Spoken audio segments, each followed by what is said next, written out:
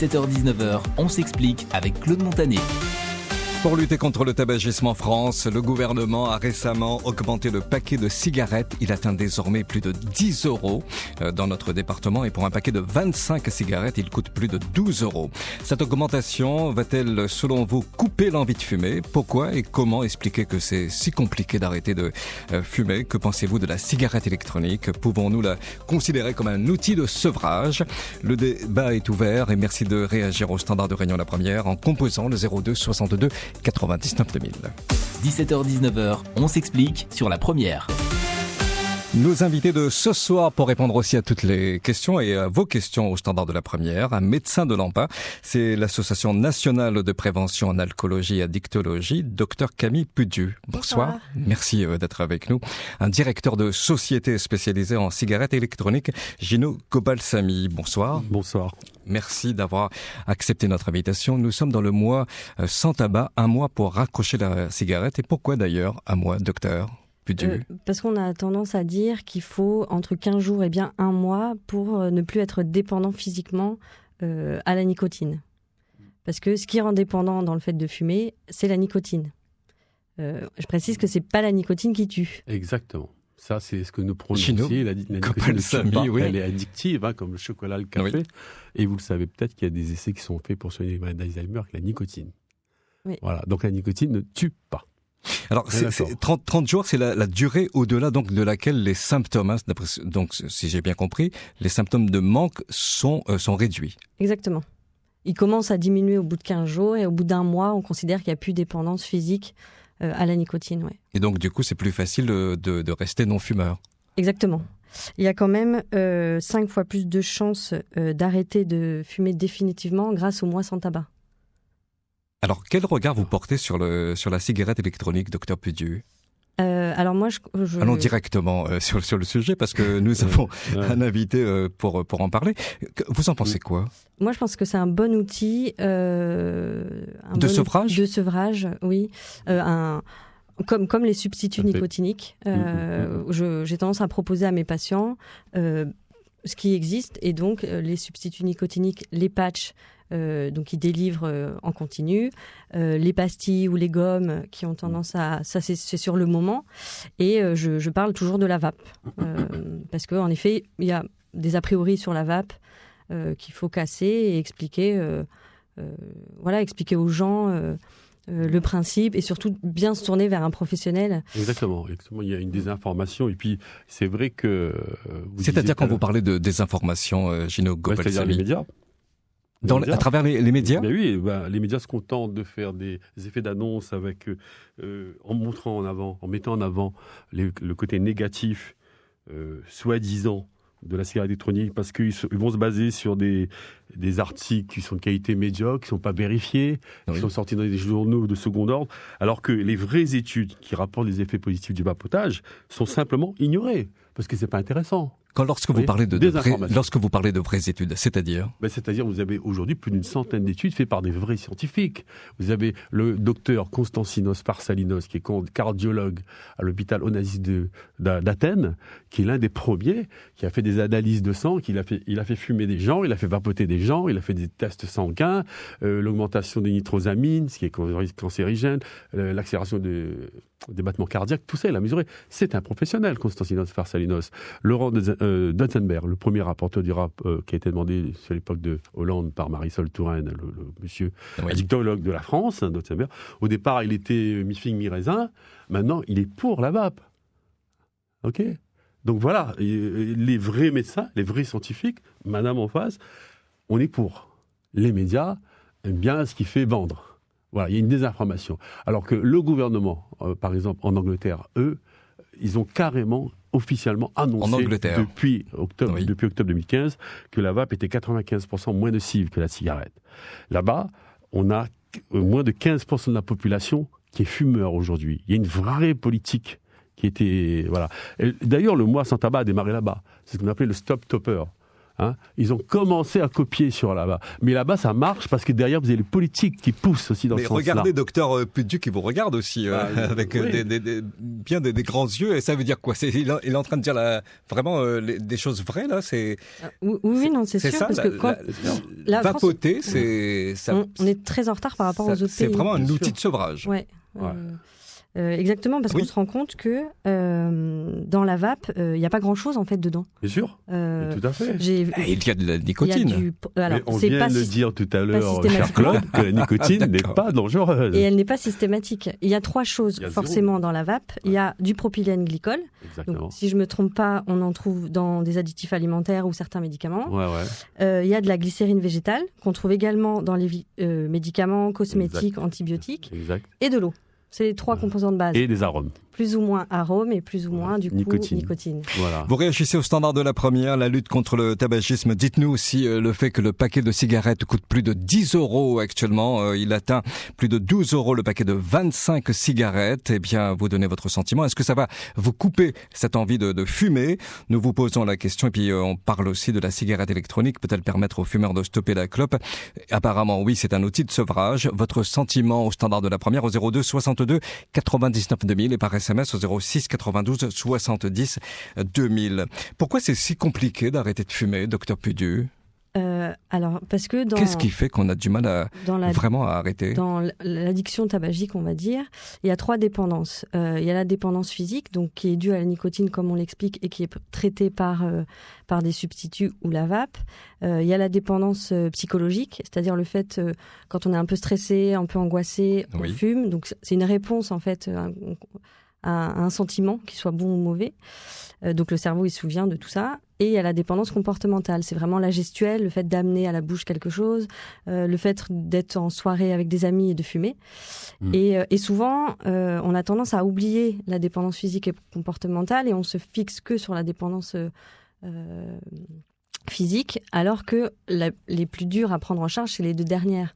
Oui, j'ai beaucoup de patients qui viennent me voir en me disant moi je suis contre les patchs, ça marche pas, ça n'a jamais marché, d'accord, mais est-ce qu'on avait pris en charge les 2 autres dépendances? Ah, ben non. Et du coup, alors ils sont plus résistants en arrivant une première fois, mais ils entendent en fait ce qu'on a à leur dire. Et c'est vrai qu'on doit prendre en charge les 3 dépendances. Alors, le tabagisme reste la première cause de décès évitable en France. En 2015, il y a eu 75 000 morts dans le pays, ce qui représente près d'une mort, d'un mort sur 8. Et à La Réunion, vous savez combien par an? Plus de 500. Plus de 500. Oui. Voilà. Eh ben, ce sera pas moi normalement, hein, parce que moi je vapote. Voilà. Donc moi j'ai dit, moi ça fait 7 ans que je vapote. Je suis content. Je souhaite que tout le monde se mette à vapoter au lieu de fumer. C'est clair. Et effectivement, pour répondre à ce que vous disiez, la dépendance, on a la gestuelle avec la cigarette électronique, puisque tu fais à la bouche, tu as la fumée, la vision, et puis tu peux effectivement, quand tu stresses, allumer, vapoter. Voilà. Donc tu vois, on répond aux 2, ce qu'on disait tout à l'heure, ce que vous disiez tout à l'heure, 2 choses sur lesquelles on ne répondait pas, que le patch ne répond pas, que le médicament ne donne pas. Et la cigarette électronique, on parlait à un moment donné de produit miraculeux, parce qu'il apporte presque tout ce qu'on a, sauf les effets négatifs, goudron, etc. Il n'y a pas dans la cigarette électronique, ça vous le savez. Donc voilà, pour moi, c'est l'unique, le seul, le meilleur. Mais est-ce que le fait que le paquet a augmenté là depuis le mois de novembre, puisqu'il atteint plus de 10 €, est-ce que ça va freiner vraiment l'envie de fumer, docteur? Alors, freiner l'envie de fumer, je pense pas. Alors, ça fait partie de toute une nouvelle politique là, qui a été mise en place depuis quelques années, avec l'augmentation du paquet, les photos sur les paquets, le mois sans tabac. Il y a beaucoup de prévention. Donc, c'est tout un ensemble. Tout seul, je pense que ça marche pas. Mais il faut qu'il y ait tout l'ensemble et toujours en parler, en fait. Pourquoi est-ce qu'on augmente les paquets? Le gros fumeur, peu importe que ça soit 10, 15 €, moi c'est mon opinion personnelle. Le gros fumeur, c'est ça? Le fumeur. Moi je dirais le fumeur. Le fumeur, parce que quand ton cervelet est drogué avec la nicotine, c'est une drogue. Quelqu'un qui a accro à la drogue, qu'importe cher ou pas cher, qu'importe le prix, c'est ça? Moi je pense que peut-être qu'une certaine catégorie de population dira effectivement 13 € c'est cher. Mais il y en a, comme il semblait dire le docteur, le prix, c'est pas ce qui compte. Hein. C'est j'ai besoin de fumer, je veux fumer. Donc dire que j'augmente, c'est un faux débat. Peut-être ça peut jouer, mais pourquoi pas faire une vraie politique comme en Angleterre? Pourquoi pas faire un mois de vapotage? Mais ça ne va pas freiner vraiment, docteur, le fait d'augmenter? Si, quand même. Oui. Quand même. Et au pire, on aura. Nous entendons des gens dire que oui, ça coûte trop cher. Demain, j'arrête de fumer. Oui, et au moins, on aura le patient qui va venir vers. C'est-à-dire, il va se dire c'est cher, et donc je pense qu'il va se poser des questions. C'est cher, ils augmentent tout le temps. Qu'est-ce que je fais? Vers qui je peux me retourner? J'en parle à mon médecin généraliste, qui peut me retourner. Plein de professionnels peuvent traiter le sevrage tabasique, les kinés, les sages-femmes, le pharmacien, l'infirmier libéral. Donc c'est vrai que tout le monde est à même de pouvoir en parler. Et peut-être, c'est vrai que d'augmenter le prix, ça fait réfléchir peut-être plus la personne, le fumeur en fait. Ouais. Les patients que vous suivez, alors est-ce qu'ils vous en parlent? Est-ce qu'ils vous disent oui, le paquet coûte trop cher, du coup j'arrête? Non, c'est pas ça. Ils me disent c'est cher, ouais. Mais ils vous disent oui, le paquet est cher. Oui. Mais ça ne donne pas, ça ne freine pas l'envie de fumer. Pas forcément. Pas forcément. Ils cherchent d'autres solutions de fumer moins cher. Ceux qui achetaient des paquets déjà tout faits achètent des tabacs roulés. C'est ça qu'on a vu. Ouais. Et puis le tabac roulé, il a augmenté. Donc après, on commence à faire des petites clopes pour essayer de durer. C'est ça. C'est vrai que je l'entends souvent, ça. Les patients qui disent vraiment, je fais des toutes petites roulées. Voilà. Oui, mais pour ça change pas. économiser. L'envie de décrocher du tabac, des fois, n'est pas suffisante. Mais s'il y avait une vraie politique derrière, où les politiques, ou Santé publique France disaient, bon, c'est vrai, la vape, c'est bien. Quelle vraie politique? Santé publique France. Oui. Le ministère de la Santé. Ok, c'est déjà bien qu'ils interdisent pas, parce que la vape est allée plus vite qu'eux. Mais pourquoi ils font pas comme les Anglais? Est-ce que les Anglais sont moins intelligents que les Français? Pose la question. Depuis 2000, là-bas, ça cartonne. Aujourd'hui, ils parlent de 15% de fumeurs dans le pays. Nous, on a 12 millions. Combien on est en France? Je sais plus. Plus de 60 millions. Ah, voilà, donc ça fait 25% à peu près. Hein. Vous réagissez au standard de la première. Il est question du tabagisme. Pour lutter contre le tabagisme en France, le gouvernement a augmenté le paquet de cigarettes. Il atteint désormais plus de 10 €. Votre sentiment au standard de la première au 02 62 99 2000. Eh bien, on s'explique avec nos invités. Le docteur Camille Pudu de l'Association nationale de prévention en alcoolologie et addictologie et Gino Gopalsamy, directeur de société spécialisée en cigarettes électroniques. 17h-19h, on s'explique. Vos appels au 02 62 99 2000, vos SMS au 06 92 70 2000. Docteur Pudu, concernant le public chez les fumeurs, de plus en plus de jeunes, il semblerait, également de plus en plus de femmes. Alors, pour les fumeurs en général, oui, c'est vrai que depuis quelques années, les femmes fument de plus en plus, même si ça reste toujours les hommes qui sont majoritaires. Et en effet, on commence malheureusement de plus en plus tôt à tester à la cigarette. Alors, j'ai des chiffres à La Réunion. De plus en plus tôt. Oui, l'âge de la première cigarette à La Réunion, il y a quand même 14% des jeunes qui ont essayé avant 13 ans. Et 37% entre 13 et 15 ans. Donc je trouve ça quand même assez énorme. Et à 17 ans, sur une étude des chiffres qui sont sortis 2019 sur les chiffres réunionnais, 65% des garçons et 52% des filles avouent avoir déjà fumé une cigarette et 22% d'entre eux déclarent fumer tous les jours, à 17 ans. Qu'est-ce qui fait alors qu'un jeune a envie de fumer ?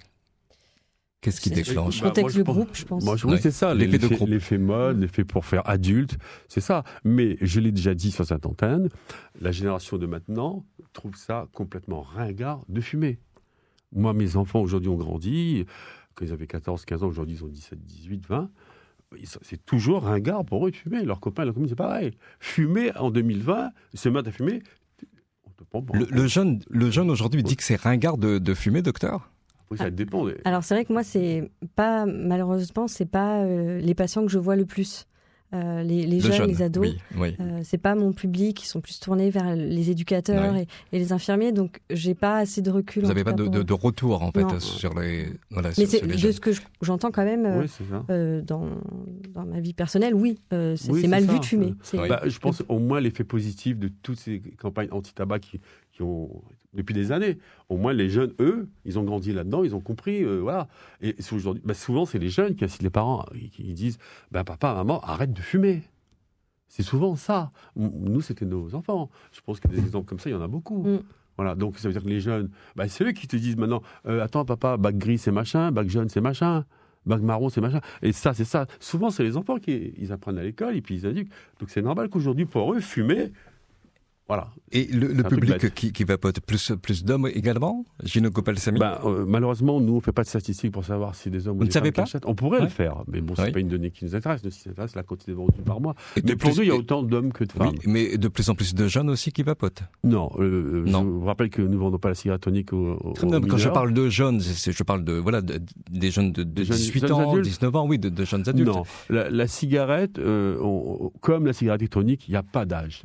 Il n'y a pas de classe sociale. Ça touche tout le monde. Hein, voilà. On ne peut pas dire il y a plus ceci, plus cela. C'est faux de dire que c'est un public homme ou féminin ou jeune ou adulte qui est attiré par ça. Non, c'est une drogue. Quand on tombe dans cette drogue, si vous voulez, cette nicotine, c'est pas parce qu'on est une fille, un garçon ou vieux ou jeune. Hein, on a envie, on a goûté, on est accroché et puis il faut trouver une solution d'en sortir.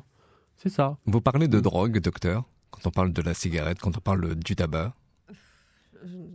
Est-ce que ça choque le fumeur quand on parle de... Quand on dit que c'est une drogue, la cigarette? Ouais, je pense qu'ils l'entendent pas trop. Hein. Oui, parce qu'on leur dit pas.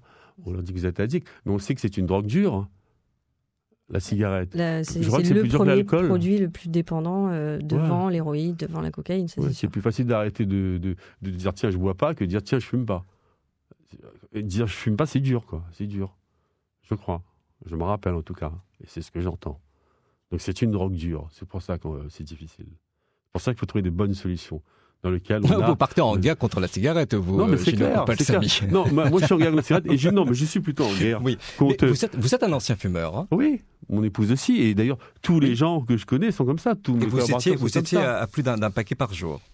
Presque un paquet. Presque un paquet. Et du jour au lendemain, j'ai arrêté de fumer. Mon paquet, il restait 3 ou 4. Il est resté là. Le paquet. J'avais pris, je crois, parfum raisin et tabac blond. Bon, aujourd'hui, je suis sur de la pêche. Mais c'est ça aussi, c'est le petit côté ludique où tu peux varier, qui fait bien. Voilà. Et puis, voilà. Donc, moi, je dis, ça marche sérieusement. Il faut s'y mettre. Et c'est dommage qu'il n'y ait que les magasins de vape, les médecins, les experts qui disent c'est bien. Et que les politiques, ils zappent clairement ça. Regarde, on parle du mois sans tabac, on parle du patch, on parle de vaporisateur, de l'aide, du soutien, du machin. On ne parle pas de la cigarette électronique. Hein. Quand on dit que... quand Santé publique France a dit en décembre 2019, oui, voilà, le mois sans tabac, on a 800 000 personnes qui sont inscrites sur 4 ans, 200 000 par an, 2016, 200 000, 2017, 2018, ça fait 800 000. Un mois plus tard, en décembre, le ministère de la Santé dit on a 1 million de gens qui ont arrêté de fumer. Mais attendez, 800 000, ils ont dit. Il y a 1 million qui ont arrêté de fumer. Les 200 000, là, c'est qui a fait le boulot? Mais selon vous, parce que ça ne rapporte pas à l'État? Quoi donc? La cigarette électronique? Je ne sais pas. Ils ont mis une taxe en place. Oui, c'est sûr. C'est sûr qu'il y a le tabac rapporte 14 milliards à l'État français. Formidable. Qui a envie de se priver de 14 milliards? Qui? Voilà. Vous comprenez? C'est tout. Les lobbyistes sont plus forts que... Je vous rappelle, vous avez dit qu'à Bruxelles, ils sont 1200 personnes qui bossent pour Big Tobacco. Selon vous, docteur Pudieu, il faudrait mettre vraiment la cigarette électronique dans les moyens, enfin dans ces outils de sevrage. Il faudrait en parler ça commence à changer. Ça commence à changer. Il y a le patch, mais il y a aussi la cigarette électronique. Oui, et par exemple, j'ai téléchargé l'application Tabac Info Service pour voir comment l'expliquer, comment ça se faisait. Oui. La vape fait partie des outils. Hein. Ah, c'est nouveau. Ah oui. C'est bien. Donc c'est ça. Il y a une petite évolution. Ouais, ils sont en train quand même de changer un peu l'idée, l'état d'esprit, parce que les addictos de métropole poussent aussi derrière et qu'il y a des grands noms qui en parlent. Et je crois que Olivier Véran était un pro-vape aussi. Le ministre de la Santé. C'est un pro-vape à la base. Il a fait quelques réunions avant d'être ministre. Oui. Donc il est pour, globalement. Voilà, donc est-ce que ça suffit pour qu'il... Il le dit pas ouvertement. Bah oui, mais... Je ne coupe pas le Samy. Il y a peut-être des raisons qui font que, je ne sais pas. Mais moi, je sais que voilà, quand il est rentré, on était assez satisfaits. Voilà. Mais bon, après, on attend de voir les choses. Il semblerait que l'on voit de plus en plus de femmes aussi vapoter. Possible, hein. Oui, tout à fait. Bah, chez nous, il y a indistinctement homme ou femme. Hein. Autant, il n'y a pas de... Il n'y a pas de frontières. C'est tout le monde... tout le monde peut vapoter, il n'y a pas de problème. Non, ce truc de dire homme-femme, il faut l'oublier, c'est fini, ça n'existe pas. Il n'y a pas jeune, vieux, ça n'existe pas. Ça touche tout le monde. Alors, je donnais tout à l'heure le chiffre, combien ça rapporte surtout à l'État français, donc c'est 14 milliards. Mais il faut savoir aussi une chose, c'est que ça, notamment au niveau de la santé, pour le coût de la santé pour les malades, du tabagisme, c'est 16 milliards. Ce que j'allais vous dire. 14 milliards. Le tabac rapporte 14 milliards. Il n'y a pas une faute de gestion français, mais le coût de la santé. Il n'y a pas une faute de gestion, là. Le coût de la santé, c'est 16 milliards. Voilà. Donc, voilà. On donne 16 milliards pour soigner les gens, et de l'autre côté, on fait rentrer 14 milliards. Il n'y a pas un truc, là qui est bête, là de qui on se moque? Non, mais franchement, on fait rentrer 14, on dépense 16, puis on dit, allez, on continue comme ça. On fait un petit mois sans tabac. Faisons un petit mois de vapotage. Faisons comme les Anglais. Poussons les gens. C'est quoi le problème? Il y aura moins de radio? Il y aura moins de cancer? Les gens vont moins bosser. Vous réagissez au standard de la première, au 02 62 99 2000, par SMS au 06 92 70 2000 et également sur le réseau social Facebook. Bonsoir Élodie Hayé. Bonsoir Claude, bonsoir tout le monde. Nos internautes s'expriment sur le tabagisme et ses dangers sur Facebook. Bertrand nous écrit: le tabac, c'est tabou. On en viendra tous à bout. C'est une phrase de l'ex-ministre de la Santé Agnès Buzyn. Et oui, il faut en parler, il faut savoir arrêter aussi. Pour Denis, ce n'est pas compliqué d'arrêter, il faut surtout de la volonté. Et puis la meilleure solution, ce serait de ne jamais commencer. Mais pour Jean-Jacques, si c'est si difficile de dire stop à la clope, c'est parce qu'il s'agit d'une addiction physiologique et psychologique. Mais la cause, selon Didina, c'est parce que le vice reste une habitude. Voilà ce que nous répondent les internautes sur Facebook. Et puis ils sont nombreux à employer le mot volonté. C'est le cas de Jean Bernard, ancien fumeur. Il parle d'un manque de volonté, tout simplement. Il nous dit que son père fumait 2 paquets par jour et il s'est arrêté du jour au lendemain, sans médoc. Pour Jean Bernard, qui veut peu. Nous avons aussi des réactions par rapport au prix du paquet de cigarettes qui ne serait pas du tout un frein pour limiter la consommation de tabac. Fabrice propose de monter le prix du paquet de cigarettes à 20 €. Oui, c'est cher. À 10 € le paquet, même plus, mais quand on est dépendant, comment faire? C'est la question que se pose Dominique. Et il rajoute, il y a bien des gens addicts au jeu et capables de jouer 10 € plusieurs fois par semaine au loto ou à l'euro-million. Chacun son vice, dit Dominique. Pour Gola, quand on est drogué par la nicotine contenue dans la cigarette, l'addiction n'a pas de prix, même si l'addition est lourde sur le plan santé et financier. Katie nous raconte qu'un collègue à elle a complètement arrêté de fumer quand il a réalisé son budget cigarette sur l'année, avec 2 paquets par jour. Même chose chez Achille, c'est à cause du prix qu'il a pu en venir à bout. Merci Élodie. On parle beaucoup de volonté, docteur Pudu, dans les commentaires. Toutes les problématiques addictives, de toute façon, que ce soit le tabac ou autre, il faut que le patient soit prêt et qu'il ait l'envie de changer. Donc, le patient va changer ses habitudes, parce que la problématique addictive, c'est une question d'habitude. On fait toujours la même chose au même moment. Un fumeur qui veut arrêter de fumer, mais que tous les matins il me dit je prends mon café dans ma cuisine avec ma cigarette, qui vient me revoir quelques jours après en disant j'y arrive pas, d'accord, et le matin qu'est-ce que vous faites? Je prends toujours mon café dans ma cuisine. Et du coup, il faut changer le comportement, parce que le cerveau a l'habitude de cuisine, café, cigarette. Si vous en enlevez cuisine, café, cigarette. C'est un exemple. C'est un exemple, oui. Du coup, si on enlève la cigarette, il faut changer les 2 autres, entre guillemets. Oui. De toute façon, on ne peut pas avoir un résultat différent si on se comporte pareil, c'est clair. Mais effectivement, c'est ce côté cigarette qui est les gens sont accros à ça. Voilà, donc... Non, je disais juste, notamment sur le fait d'être, il y a la volonté pour arrêter de fumer, mais on parle aussi quelqu'un disait, un internaute disait que chacun son vice. À chacun ses vices. Oui, alors après, on dit pas aux gens qu'il faut arrêter de fumer. Il faut savoir ce qu'entraîne le fait de fumer, comme ce qu'entraînent toutes les addictions en général. Et après, le patient décide s'il veut changer ou pas son comportement. En tout cas, on ne forcera jamais à le faire. Mais qu'il ait tous les outils en poche pour savoir et se dire... peut-être que là, je suis dans une période de ma vie où en effet, fumer m'apporte plus de positif, donc je suis pas prêt à changer, mais qu'un jour, ce sera l'inverse, et là, on sera prêt à l'aider, en tout cas, à changer ce comportement addictif. Ce qu'il faut, c'est, quand tu veux faire cette habitude, il faut remplacer une habitude, ça se remplace par une autre habitude. Oui. C'est ça, donc si l'habitude de fumer, boit du café. Donc en clair, il faudrait trouver, c'est ça, quelque chose qui pourrait remplacer la le cigarette. tabac vous apporte quelque chose de positif et que nous derrière on dit il faut l'enlever. Il va me dire moi vous m'enlevez ma chose qui m'aide à tenir. Qu'est-ce que je fais? Du coup c'est aux patients de trouver quoi mettre en place pour. Et vous en discutez avec les patients, c'est ça? Toujours. Oui.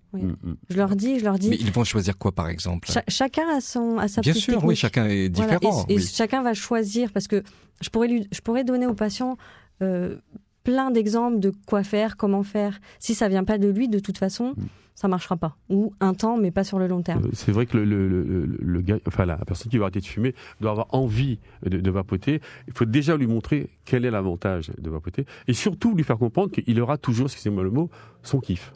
Parce que souvent les fumeurs, croient qu'en vapotant, ils auront plus leur petit plaisir. Et nous, on se bat à leur dire non, vous aurez autant votre plaisir, vous aurez autant votre cigarette digestive, et en plus, vous n'aurez pas les effets négatifs. Donc, et maintenant, on a en plus des cigarettes électroniques, qui sont un petit peu de valeur, qui s'envoient une dose beaucoup plus intéressante qu'une cigarette. Donc ça va même au-delà de ce qu'ils connaissaient avant.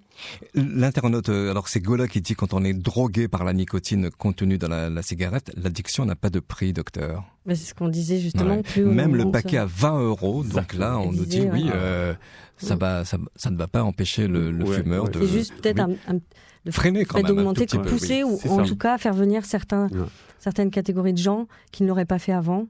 Et un jour ou l'autre, on aura les autres patients qui viendront pour une autre raison, du coup. Pas celle-là, mais une autre. Pourquoi il y a on parle d'instant de bonheur après un café, après un repas, il y a un plaisir à prendre une cigarette. Pour quelle raison? Dans une soirée, avec des amis? Il y a un circuit de la récompense. Un circuit de la récompense. Expliquez-nous, s'il vous plaît. C'est très compliqué. Mais pourquoi c'est si bon de prendre une cigarette après un repas? Alors, je pense que ça doit libérer pas mal de bonnes hormones aussi. Et dans les addictions, en tout cas en général, le circuit de la récompense est altéré. Donc, peu importe quel produit. Et il n'y a plus le frein qui, chez une personne qui n'a pas de problématique addictive, elle est moins là, ou quasiment plus là. Du coup, c'est que du positif à fumer ou prendre autre chose. Gino Gopalsamy, oui. Ce plaisir après un repas. Oui, c'est vrai, la fameuse cigarette digestive, des fois qu'on prenait après le repas. Moi, après mon repas, je m'installe tranquillement, je regarde si ma cigarette elle est bien chargée, ma vaporette elle est bien chargée, si elle est liquide, et je prends ma bouffée de vape. Donc j'ai mon petit kiff, comme je disais, la cigarette digestive, ce petit bonheur. Effectivement. Donc je rassure tous les gens qui veulent vapoter. Petit instant de bonheur. Vous aurez toujours ce petit plaisir. Que vous soyez en train de boire, que vous voulez une cigarette pour digérer. C'est ça qu'il faut rassurer aux gens. C'est pas se priver d'un plaisir, la cigarette électronique, c'est enlever des méfaits et vapoter autrement. Du coup, c'est vrai que le gouvernement s'attaque au tabagisme, c'est clair, en augmentant le paquet de cigarettes puisqu'il atteint plus de 10 €. On voit sur les paquets de cigarettes des images choc. Mais vraiment, on met le paquet pour freiner un peu l'envie de fumer, docteur. Mais ça ne fonctionne pas selon vous? C'est en train de changer quand même. Ces images choc. Les images, moi, les patients, retrouve sur les paquets, ils ne les voient plus. Hein. Ou alors, il y a des étuis qui existent où tu mets dedans pour cacher. Ouais. Donc voilà, c'est à chaque fois... Les fumeurs ne voient pas ces images choc. Ah non, franchement, je ne le vois plus. Ou voilà, peut-être au début, parce que ça fait un moment que ça a été mis en place quand même. Donc peut-être qu'au début, ça a choqué. Maintenant, ça choque plus en tout cas. C'est vraiment pas... les patients viennent pas me dire je veux arrêter de fumer parce qu'il y a une image horrible sur le paquet. Ça, j'ai jamais vu ça. Le travail va être très très long pour notamment celui qui a décidé d'arrêter de fumer. Pas forcément. Non. Pas forcément. Il faut qu'il y ait quand même un suivi. On choisit en gros quel moyen il veut utiliser, que ça soit que les substituts plus la vape ou que la vape. Oui. Et puis on voit ensemble combien il a besoin en dose de nicotine dans son substitut ou dans sa vape. Je conseille toujours d'aller voir un professionnel de vendeur de vape pour pouvoir en discuter, parce que moi je gère le côté substitut, mais le côté vape, je sais l'expliquer, mais je préfère quand même qu'il soit vu par quelqu'un qui s'y connaisse. Et puis voilà, quand le patient est prêt, on diminue progressivement. C'est toujours à son rythme. S'il n'est pas prêt, ça peut prendre 1 an. S'il est prêt, ça peut prendre 3 mois, par exemple. On diminue tous les mois de la quantité de nicotine. Ça peut prendre 24 heures aussi. Ça a été mon cas. Si vous avez la du volonté... jour au lendemain, ça arrive, c'est ça. Mais ça arrive à plein de gens. Et il y a aussi des gens qui vont continuer, qui vont vaper, qui vont fumer encore. Ce sont des vapofumeurs, ils vont faire les deux. Et petit à petit, ils vont zapper la tueuse et ils vont se mettre à la vape. Voilà. Mais il y en a qui arrêtent direct, du jour au lendemain. C'est comme disait mon docteur, c'est la volonté. Envie de se dire, bon, j'ai un certain âge, prenons pas de risque, j'ai des enfants, il y a ça. Et puis il y a ceux qui disent, oh là, c'est cher et tout, ça me fait un budget. Voilà. Et puis il y a ceux qui te disent, bon, le médecin te dit, bon, monsieur, là, vous êtes à la limite. Vous arrêtez ou sinon c'est le masque à gaz, la bouteille d'oxygène. C'est le cas de Jean-Bernard, ancien fumeur. Il parle d'un manque de volonté tout simplement. Il nous dit que son père fumait 2 paquets par jour. Ouais. Il s'est arrêté du jour au lendemain sans médoc, docteur Pedieu. Oui. Ah oui, c'est possible. Et ceux-là, en fait, moi je les vois pas au final. Oui. Mais tant mieux, c'est parfait. C'est la volonté, ça. C'est parfait, c'est que la dépendance physique était moins présente que les 2 autres, on va dire, et qu'il a pu gérer de lui-même. Alors peut-être qu'il a dû en baver les quelques premiers jours où il a eu peut-être qu'il a pris un peu de poids aussi et qu'il était plus nerveux.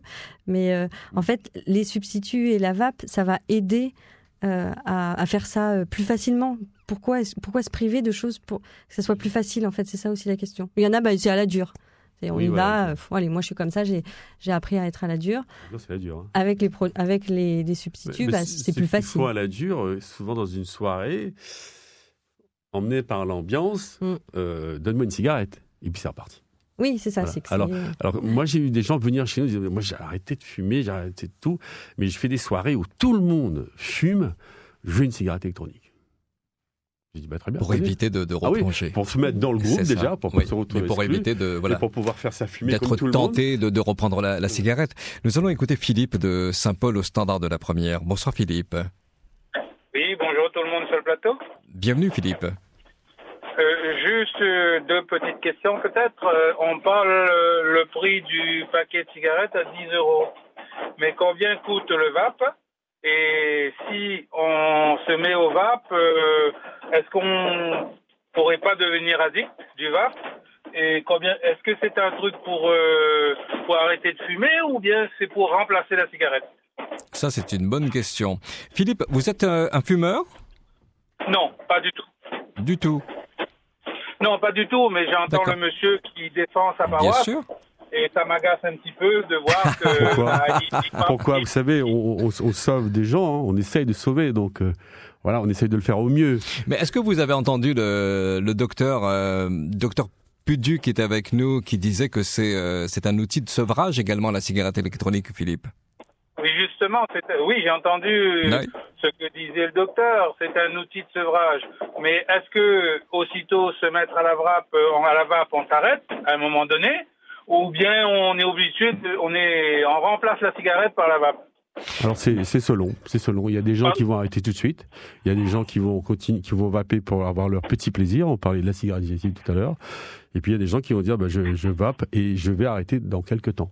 Oui. Donc c'est le client qui décide, c'est pas la cigarette électronique qui va décider pour le client. Oui, mais est-ce qu'on peut être vraiment addict à la cigarette électronique, docteur Pedieu? Du coup, oui. Ça peut être le piège ou pas, non? Oui. C'est pour ça que j'ai Nous pouvons partir dans la dépendance. Oui, du coup. Eh bien, il faut déjà remplacer une dépendance par une autre dépendance.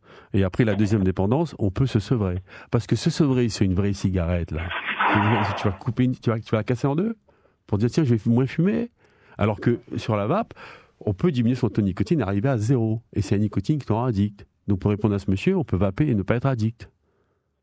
Voilà. Ouais, Philippe, parce que en fait, vous pouvez, c'est ça, vous pouvez démarrer à 12 milligrammes, après vous descendez jusqu'à ce que vous arrivez à 0. À 0. C'est ça. Et après, c'est juste le plaisir.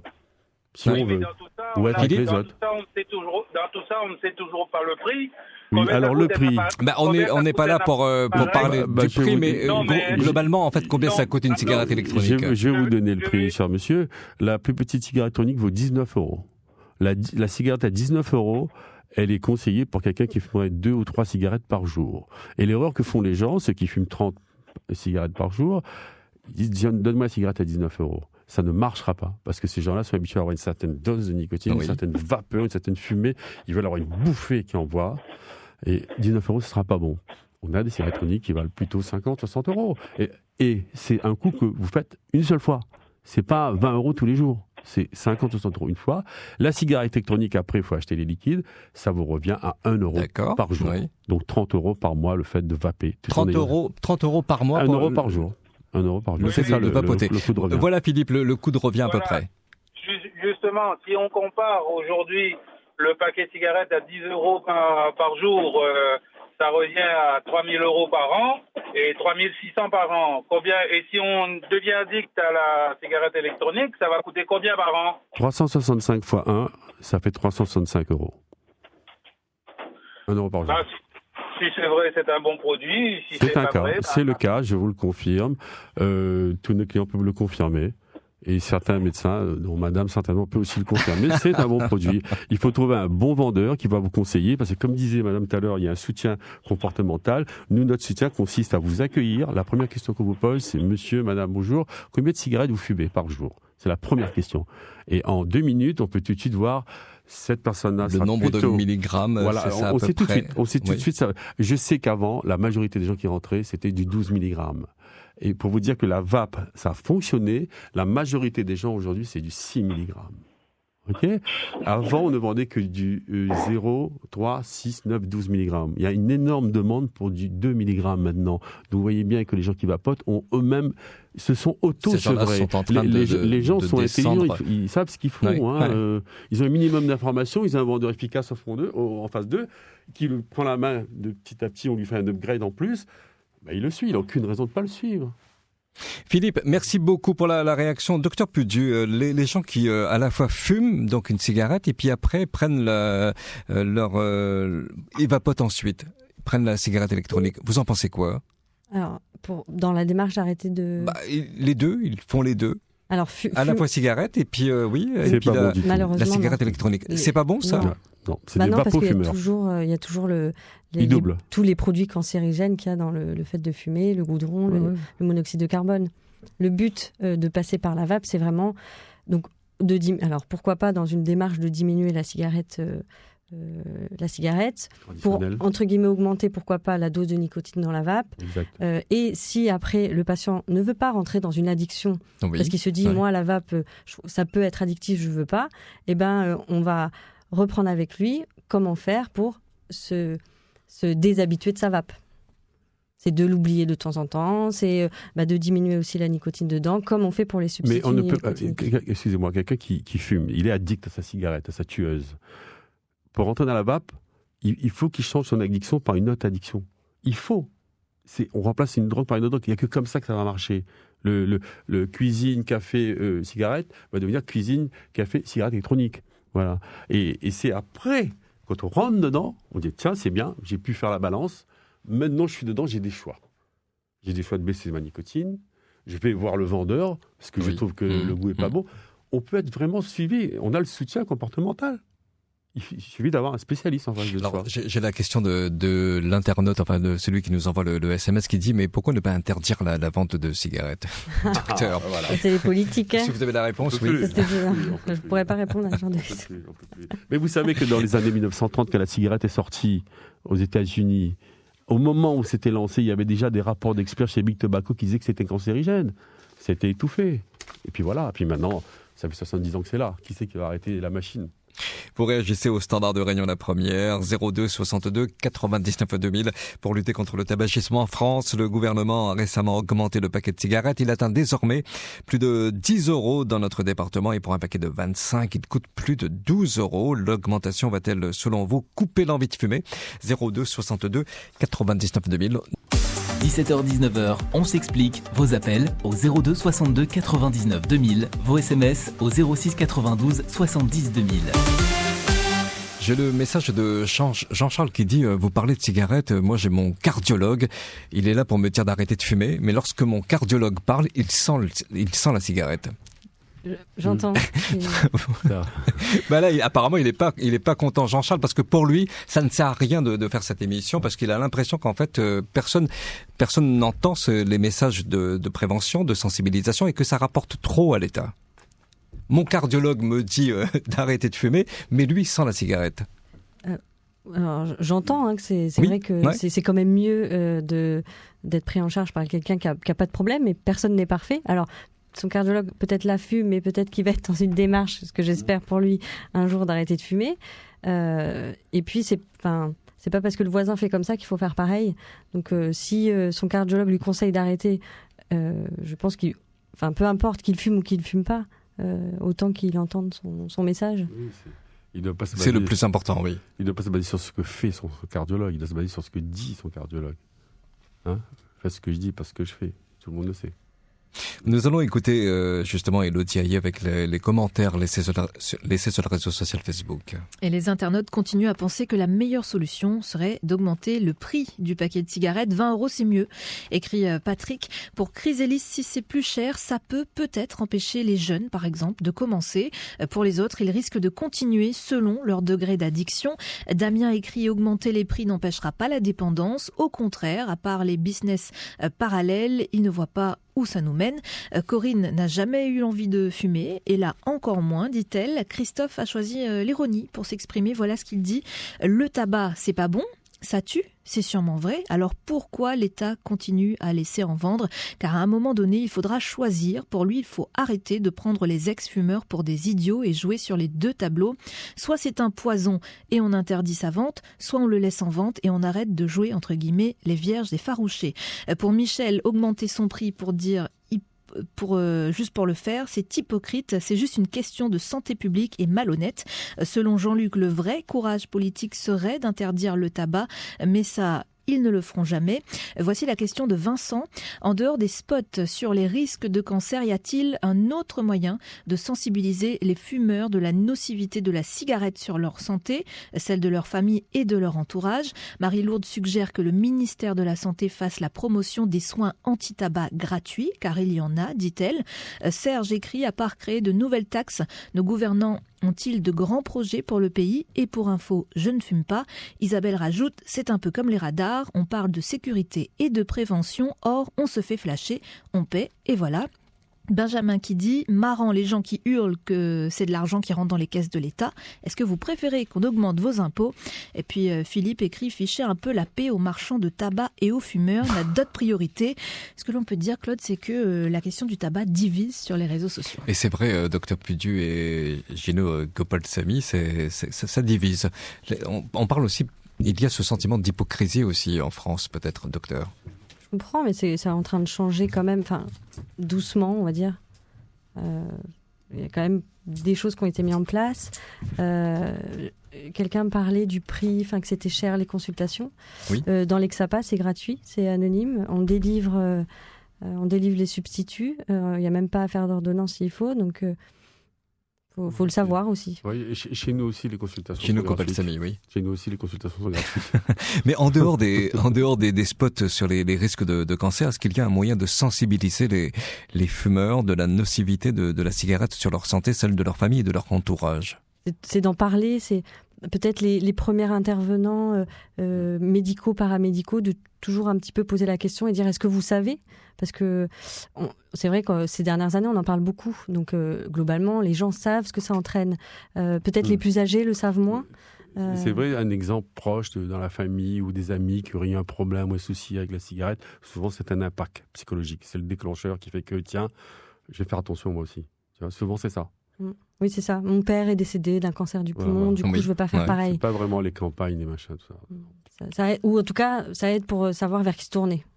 Parce que vous nous invitez du coup pour en parler et que on précise que, oui, on peut se tourner vers les XAPA, il y en a partout sur l'île. Il y a des consultes addictos au CHU, dans les hôpitaux, donc c'est vrai que c'est important de le savoir. Et auprès des jeunes dans les collèges, les lycées, pareil. Est-ce que l'AMPA, vous organisez des... Oui, c'est il y ça a des éducateurs prévention qui sont dédiés à ça et qui vont dans les collèges, qui sont invités dans les collèges, dans les mairies, avec les CCAS. Et c'est super qu'il y ait ça. Et donc il y a... mais c'est vrai qu'il faut le savoir. Mais ils en parlent et donc on en parle aussi. Donc c'est dommage qu'il n'y ait pas ma directrice aujourd'hui parce qu'elle aurait pu mieux vous en parler que moi. Mais oui, il y a un service de prévention où ils vont, entre guillemets, attirer les jeunes et les faire venir dans nos centres, par exemple. Et ça, c'est important. Plus on en parle, mieux c'est, vous dites Je pense. Moi, je pense. Bien sûr. Gino Copal-Samy, oui. Moi, je dis qu'il faut parler, bien sûr, des effets négatifs de la cigarette traditionnelle, mais il faut aussi en parler des effets positifs de la vape. Si on ne dit pas aux gens que ça, c'est bien et pourquoi c'est bien, comment voulez-vous qu'ils le sachent ? On va attendre que quelqu'un passe par hasard devant un magasin de cigarettes électroniques et par hasard, il ait le temps et qu'il ait envie d'aller voir. Si on ne lui fait pas des articles qui vont aller dans le sens « il faut arrêter de fumer », si on lui fait que des articles « c'est dangereux », le mec, il continue à acheter son paquet. Personne ne lui dit « à moins qu'il aille voir un médecin ou qu'il ait un problème grave ou qu'il commence à sentir que ça ne va pas ». Là, il va se réveiller. Et mais si on lui fait des articles « la vape est bien, nanana, on a tant de millions de fumeurs qui ont arrêté, voilà, ça marche bien, il y a moins de malades ». Mais le prix, la question du prix revient très souvent dans les commentaires, même à 20 €. Donc là, on s'aperçoit que le fumeur qui veut continuer à fumer, à cloper, oui, à 20 €, ça ne va pas le déranger, docteur Pétu. Ouais, absolument pas. C'est pas une question de prix, là, j'ai l'impression. Ça m'étonne pas, oui, parce qu'il y a vraiment toutes les dépendances à prendre en charge, quoi. Non, acheter sa cigarette, c'est dans les veines, quoi. Tu peux être chômeur, pas en travail, tu vas acheter ton paquet de cigarettes. Après, tu vas regarder ce que tu vas acheter pour manger. 17h-19h, on s'explique avec Claude Montané. Pour faire reculer le tabagisme en France, le gouvernement a récemment augmenté le paquet de cigarettes. Il atteint désormais plus de 10 €. Et sur notre île, le paquet de 25 peut atteindre les presque 13 €. Est-ce que ça va couper l'envie de fumer ? Nous pose la question au standard de la première, au 02 62 99 2000. Et puis on parle également de la cigarette électronique. Peut-elle permettre aux fumeurs de stopper la cigarette ? Est-ce que ça marche vraiment ? 02 62 99 2000. 17h-19h, on s'explique sur la première. Et on s'explique avec un médecin de l'ANPA, l'Association nationale de prévention en alcoolologie et addictologie, Dr Camille Pétu, et un directeur de société spécialisée en cigarettes électroniques, Gino Copal-Samy. Les dégâts sont considérables sur la santé, docteur ? Oui, c'est vrai que peut-être qu'on ne le répète pas assez. Globalement, la plupart des gens pensent que le tabac entraîne que le cancer du poumon, donc c'est un des principaux. On pense forcément tout de suite au cancer du poumon. Tout de suite, mais on pense pas aux autres. Et les autres ? Tous les cancers des voies aérodigestives supérieures, la bouche, la langue, la gorge, ça en fait partie. Le cancer de la vessie également fait partie. Une des premières causes quand même, c'est le tabac. Toutes les maladies cardiovasculaires, toutes les hypertensions, le fait que nos artères soient bouchées, si on parle dans le langage commun, c'est globalement lié au tabac. Toutes les maladies respiratoires, la BPCO, on en entend beaucoup parler, bronchopneumopathie obstructive, qui malheureusement, on ne peut pas retourner en arrière, on n'a pas... c'est pas réversible. Et d'autres maladies, comme quand même la cataracte, des ulcères gastriques peuvent être dues au tabac, et bien sûr toutes les complications post-opératoires. Énormément d'anesthésistes préconisent de ne pas fumer au moins quelques jours avant et quelques jours après. La cicatrisation aussi est beaucoup ralentie par le tabac. Et donc ça, c'est vrai que globalement, les gens le savent pas ou ils comprennent pas trop en fait pourquoi on leur demande de moins fumer ou de ne pas fumer au pourtour d'une chirurgie, quoi. Mais vous échangez en fait sur ces dégâts, sur ces problèmes de santé avec les patients. Oui. On en parle. Ils sont réceptifs. Pardon, excusez-moi. Oui. Après, globalement, déjà moi, la personne qui vient me voir, c'est que déjà elle a quand même envie de changer. Donc j'ai plus de chances. Donc ils sont plus réceptifs que un médecin généraliste qui le voit pour autre chose et qui veut parler de ça, par exemple, ou une infirmière libérale qui passe et qui parle de ça. Donc moi j'ai l'avantage où ils le sont plus réceptifs parce qu'ils viennent me voir et qu'ils sont déjà en tout cas dans l'intention de changer. Oui. Mais je pense que de toute façon il faut toujours en parler, toujours demander au patient qu'est-ce qu'il sait et puis de toujours faire le point avec lui et d'échanger, c'est la base. J'ai le message de Bernard au 06 92 70 2000. Il a envoyé son petit texto. J'ai fumé pendant 23 ans. J'ai arrêté de fumer depuis 34 ans. Le sevrage est intervenu après un plan de 5 jours. À ce jour, je n'entends plus parler de cette méthode. Et pour moi, pour s'arrêter, il faut choisir le bon moment. Donc, pas de problèmes sociaux, familiaux, de santé. Un déclic par prise de conscience est aussi important. Enfin, et surtout, il faut le faire pour soi-même d'abord. Bien sûr. Ah oui. C'est ça ? Ah oui. Si on est C'est exactement ça, c'est ce que dit Bernard. C'est le mieux en tout cas, c'est sûr que c'est le mieux. Si on est poussé par quelqu'un, sur le coup on va peut-être le faire. Imaginons que la personne n'est plus là, celle qui nous a poussé à le faire. Du coup ça veut dire que les barrières sont levées, on peut recommencer. C'est peut-être au début de se dire ma compagne ou mon compagnon m'a dit de venir, d'accord, mais est-ce que vous avez vraiment envie de changer, vous voulez ? Allez, pourquoi pas, et du coup on parle de ça, de cette ambivalence, et puis après qu'est-ce que ça a de positif, de négatif, et on fait émerger l'envie de changer du patient. C'est ça. Donc, il parle en fait qu'il faut choisir le bon moment, nous dit Bernard, c'est-à-dire il ne faut pas de problèmes sociaux, il ne faut pas de problèmes familiaux et de santé. Moi je dis il n'y a pas besoin d'attendre le bon moment, c'est un faux débat. C'est un faux débat. Il y a eu des essais qui ont été faits, qui ont parti des centaines de... Oui, mais nous sommes différents, je veux dire. Oui, tout à fait. Donc, je m'explique. Oui. Il y a des essais qui ont été faits, ils ont fait vapoter des gens qui fumaient, 1000, 2000 personnes, etc. Il y a des gens qui ont vapoté juste pour le test, et il y en a qui ont été surpris de voir qu'ils ont arrêté de fumer. Ils ne s'attendaient pas. Donc, ça arrive. Même si tu n'as pas la volonté, on te donne une cigarette électronique par cadeau. Des fois, les gens disent, du coup, c'est bien, ça me va bien, j'ai plus envie de fumer. Donc, c'est dire je verrai ça le mois prochain après ma dernière cigarette, c'est complètement faux. C'est reculé. Voilà. Donc, moi, je dis, il n'y a pas forcément besoin d'attendre le bon moment. On a des exemples devant nous. Quelqu'un, dans une soirée, des fois, tu essaies la cigarette de quelqu'un ou on te l'offre en cadeau.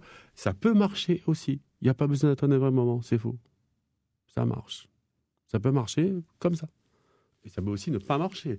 Mais autant tenter le coup. Vous pensez vraiment que ça peut fonctionner, docteur ? Comme ça. Je pense que chaque patient est différent et chaque problématique est différente. En effet, pour certaines personnes, ça marche. Pour d'autres, il faut, par exemple, être en vacances parce que c'est plus facile. Donc, pour certains, oui, il faut un bon moment. Et pour d'autres, non. Mais ce qu'il faut, c'est surtout c'est l'accompagnement qui prime. Comme il n'y a pas vraiment de processus à suivre pour tout le monde et que ça peut arriver de n'importe comment, moi, je dis, il faut essayer. Et ne pas hésiter à réessayer si sa première expérience n'est pas concluante, parce que peut-être qu'on était mal conseillé, peut-être qu'on s'est dit non, je veux du 0,0, alors que c'est faux. Ça, c'est un débat qu'on dit aux gens, attendez, si vous voulez du 0 nicotine, ou ça ne marchera pas. On leur dit, il faut en prendre. Après, vous baisserez. Donc voilà, je dis, la première fois, on peut faire des essais qui ne sont pas bien, il ne faut pas hésiter à réessayer. Le tabagisme, c'est aussi le responsable d'un cancer sur 3. Un produit qui tue la moitié de ceux qui ont commencé à l'adolescence. Docteur. D'où le fait de les prendre tôt, c'est ça ? Vous vous rendez compte un peu les chiffres Les chiffres sont tous les catastrophiques. Moi, ce que je sais, c'est qu'un fumeur sur 2 meurt de ça en général. Donc tous ceux qui fument aujourd'hui ont une chance sur 2 de mourir de ça ou pas. C'est ce que j'entends. Oui, non, mais les chiffres sont alarmants, mais on se dit quand même qu'au bout de, je vais vous dire exactement, au bout de 10 à 15 ans d'arrêt de tabac, diminue de... Et l'espérance de vie redevient identique à celle d'une personne qui n'a jamais fumé, au bout de 10 à 15 ans. Donc en gros, il n'est jamais trop tard pour arrêter de fumer. Voilà. Et moi, j'ai lu par ailleurs, il n'y a pas longtemps, que quelqu'un qui fumait avait en moyenne 14 ans de moins de vie que quelqu'un qui ne fumait pas. 14 ans de vie en moins.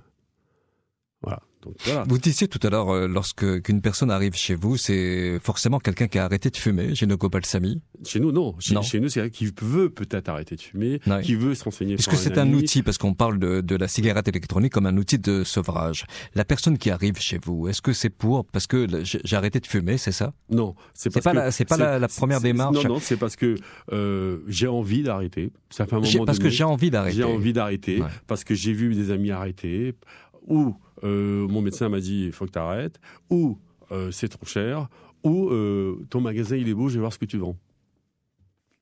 En fait, peu importe la raison. Il y a plusieurs raisons. Donc voilà, c'est pas je vais y aller quand j'aurai envie. Non, moi je dis rentrez dedans, discutez. Vous allez voir que la personne qui vous parle, il n'est pas en train de vous vendre ce que lui il veut, il va vous vendre ce que vous avez besoin. Donc la première question que vous allez poser à la personne, c'est combien de cigarettes vous fumez par jour ? L'objectif est de le remplacer. Est-ce que ça, c'est aussi la première question que vous posez à votre patient, docteur ? Moi, je demande combien de cigarettes vous fumez déjà ? Qu'est-ce qu'il veut ? Il vient me voir. Qu'est-ce qu'il veut ? Et oui, qu'est-ce qu'il veut ? Est-ce qu'il veut arrêter complètement d'un coup ou diminuer progressivement ? Moi, j'ai tendance à plutôt demander ça. Et après, on ajuste. Souvent, pour le tabac, ils veulent au moins essayer d'arrêter d'un coup. Et donc, ils posent une date. Et après, on voit quel outil peut être utile à ce moment-là. C'est toujours moi, c'est qu'est-ce que veut mon patient ? Vous proposez la cigarette Qu'est-ce que veut Oui. le patient ? Je propose la vape. Il y avait une infirmière qui était venue dans une précédente Oui. émission qui avait dit on propose aussi la cigarette électronique. Donc c'est bien. C'est bien. Je propose, mais c'est vrai que je suis pas complètement à l'aise avec. Je saurais pas tout expliquer. Donc, c'est pour ça que je renvoie tout le temps en disant allez voir quelqu'un pour en acheter une et en discuter, quoi. Je reviens vraiment sur parce que ça c'est très tendance, c'est vous allez voir le fumeur avec sa cigarette et puis après aussi avec son appareil, sa cigarette électronique. Donc ça, vous le voyez cette personne-là également chez vous, Ginocco Balsami? C'est-à-dire la personne avec oui, qui a aussi sa cigarette, qui fume et qui a sa cigarette électronique. Oui, en général. Qu'est-ce que vous dites à cette personne? On parlait de ces gens qui sont vapofumeurs. En fait, ils ont l'habitude de fumer la tueuse et ils prennent la vape. Et certains, peut-être parce qu'ils ont sous-dosé, par exemple, quelqu'un qui fume 3 paquets par jour qui dit « Ah, donnez-moi 3 mg », c'est sous-dosé. Il va peut-être dire, il va tirer ses bouffées sur sa vape et en même temps, il va fumer sa vraie cigarette parce qu'il n'y a pas de suffisance. Nous, quand quelqu'un nous dit ça, je dis, écoutez, qu'est-ce que vous avez comme taux de nicotine? 3 mg? Vous fumez 2 paquets par jour avant? Ah c'est pas assez, madame, il faut prendre 12. Il faut avoir une espèce de saturation des récepteurs nicotiniques. Il faut qu'ils aient leur dose. S'ils n'ont pas leur dose, ils veulent que tu allumes une cigarette. Ouais. Mmh. Mais si tu le dupes en vapotant et que tu donnes 12 mg, il est content, ton cerveau. Tu vois, donc... vapofumeur, c'est pas bien. Il faut éviter d'être ça, et on le sait que c'est parce que les gens sont sous-dosés. Donc il faut arrêter absolument le vapofumeur. Il faut que vapoter, c'est tout. Ça commence, pour la cigarette électronique, ça commence à 12 mg, c'est ça? Non. Non. La loi française, le maximum autorisé, c'est 20 mg. 20 mg. Ouais. Comme je vous dis, on est là depuis 2013. Au début, on constatait que 80% des gens avaient besoin de 12 mg.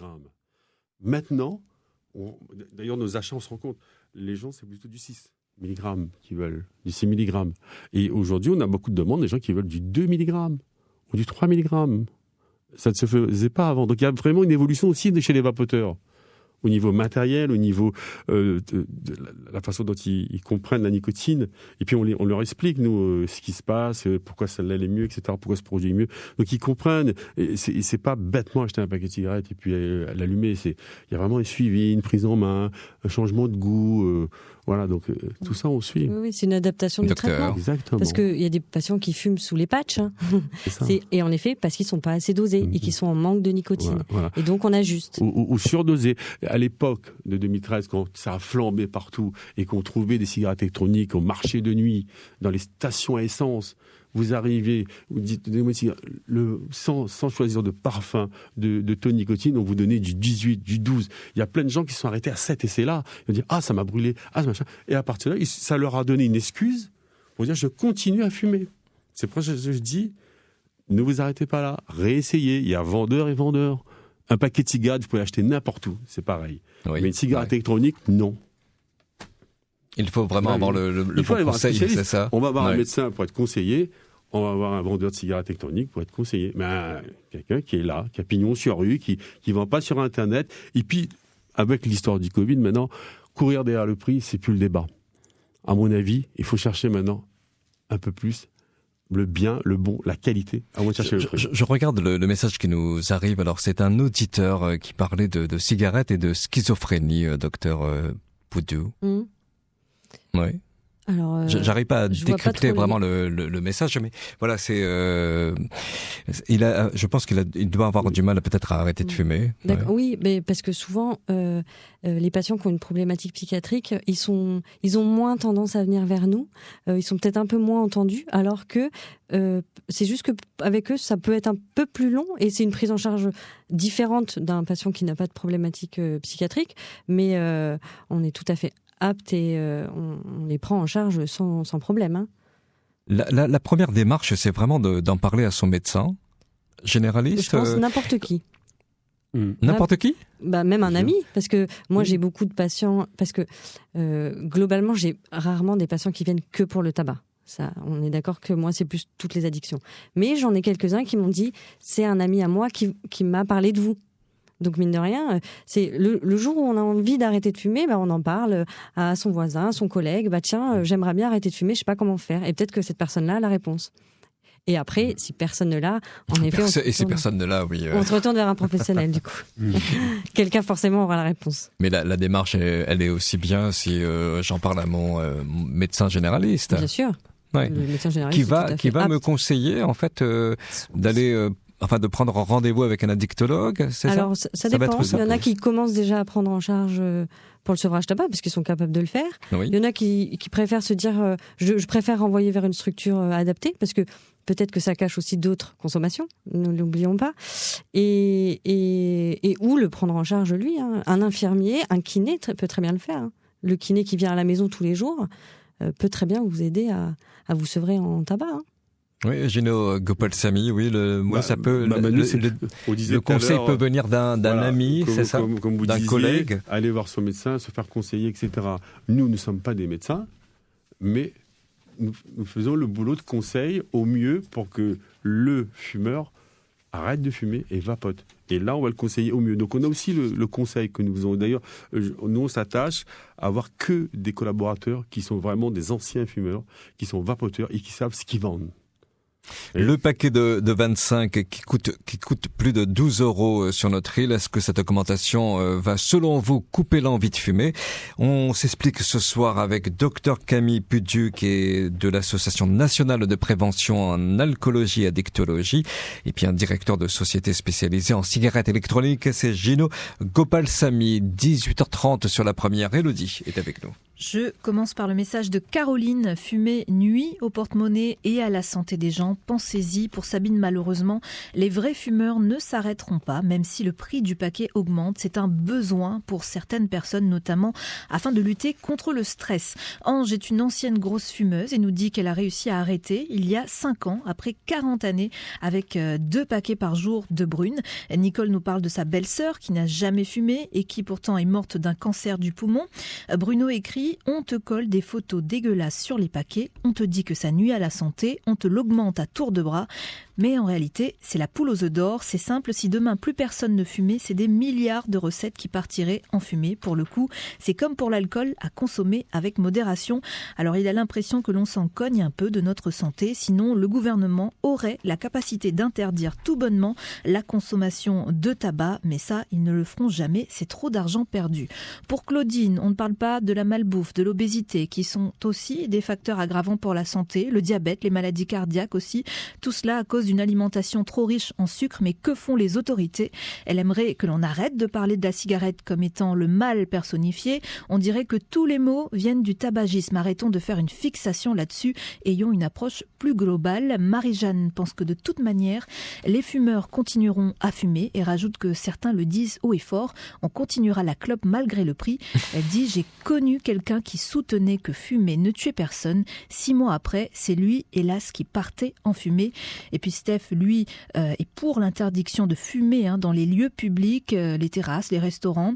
Marre d'être enfumé pendant un repas. Il aimerait aussi que l'on verbalise fortement ceux qui jettent les mégots de cigarettes par les fenêtres des voitures. Merci Élodie. À tout à l'heure avant 19h. Est-ce que vous avez arrêté de fumer? Vous pouvez aussi nous en parler au standard de la première au 02 62 99 2000 et par SMS au 06 92 70 2000. Est-ce que vous, notamment, vous avez une cigarette électronique? Alors, vous en pensez quoi? 02 62 99 2000. Juste que, oui, c'est le mal personnifié, docteur Pudu. Vous avez entendu le message d'un internaute qui parlait de la cigarette comme le mal personnifié. Oui, parce que, j'entends, elle a l'air assez en colère, cette dame. C'est cette dame-là qui parlait de la malbouffe et. C'est ça, oui. Et oui, mais on parle on a la chance d'avoir un mois sans tabac. On n'a pas encore un mois sans malbouffe, mais un jour ça arrivera peut-être. Mais en effet, on n'oublie pas les autres problèmes. C'est juste que celui-là est plus facile à faire émerger ou monter à la surface, on va dire. Mais alors elle dit on dirait que tous les maux viennent du tabagisme. Arrêtons de faire une fixation sur le tabac, ayons une approche plus globale. C'est vrai. Non, mais j'entends ce qu'elle dit, donc elle a raison d'un sens. Donc, de toute façon, il faudra toujours parler du tabac et des problèmes que ça engendre. Je pense que ça, faut pas l'oublier. Oui. Mais en effet, pourquoi est-ce que la personne fume ? Qu'est-ce qu'elle recherche là-dedans ? Et parler de tous les autres. Si addiction il y a, toutes les autres addictions à côté. Hein. J'entends qu'il n'y a pas que ça souvent. Non, mais on est obligé d'en parler. On peut pas arrêter d'en parler. C'est quand même un mal qui ronge. Il y a 500 morts à La Réunion qui pourraient être évités, 75 000 en France qui pourraient être évités. Oui. Hein, donc il faut en parler. C'est la première cause de mortalité évitable. Et puis on n'en parle pas tout le temps. C'est-à-dire, on en parle là beaucoup au mois de novembre parce que c'est le mois de novembre. Mais les gens continuent de mourir. Il y a des jours, pour plein d'autres. Rappelons aux fumeurs que vous avez une chance sur 2 de mourir de ça. Vous dites qu'il faut en parler très souvent, docteur. Au moins. Toujours un peu poser la question aux fumeurs, par exemple, qui vient. Oui. Est-ce que vous avez envie d'arrêter de fumer ? La question toute simple. Oui, non. Ah, peut-être. Ah, peut-être. Ah, attendez. Est-ce que vous voulez qu'on en parle ? Toujours au moins de poser la question. Le problème, c'est qu'on va en parler quand il y a une démarche médicale. On va voir un médecin, un spécialiste. Pourquoi on n'en parle pas comme quand on lit un article ?